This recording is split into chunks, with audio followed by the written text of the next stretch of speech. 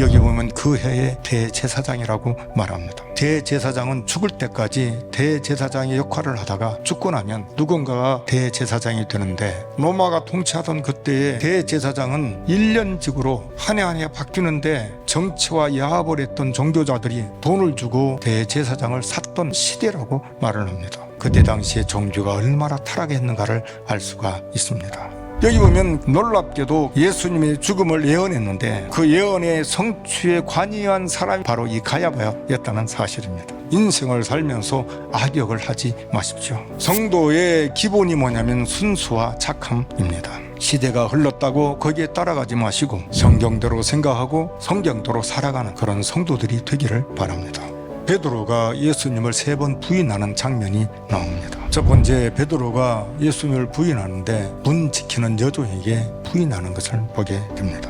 첫 번째도 여종, 두 번째도 여종인데 그런 연약한 여종의 한마디에 한순간에 무너지고 만 겁니다. 세 번째, 자기의 생명의 위협이 느껴지자 강하게 부인하고 만 겁니다. 누구보다도 주님을 사랑한 사람이 베드로입니다. 왜 이렇게 예수님을 부인하고 맹세하고 저주까지 할 수가 있었던 것입니까?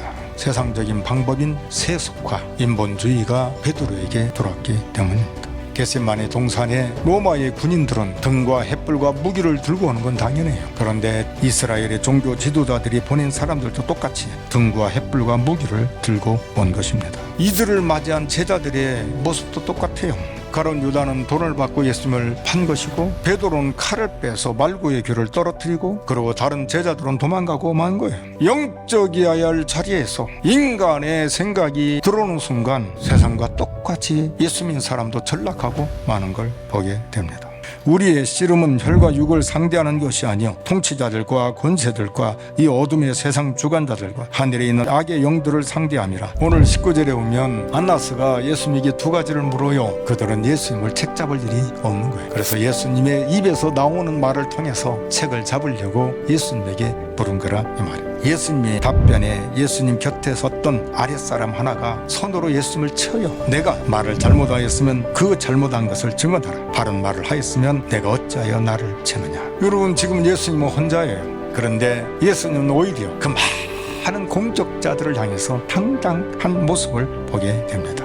세 번째, 베드로의 부인한 후에 즉시 닭이 새벽을 짖습니다. 닭 울음은 베드로로 예수님의 말씀을 떠오르게 하고 통곡하게 만들었을 것입니다. 죽음 앞에서도 당당하게 하나님의 뜻을 이루는 예수님과 사람들과 함께 어울려 자신을 숨기려 한 베드로의 정반대의 모습을 봅니다. 베드로의 실패는 인간적인 생각, 세속화였습니다. 그럼에도 불구하고 예수님의 넉넉하고 따뜻한 사랑을 그가 받습니다.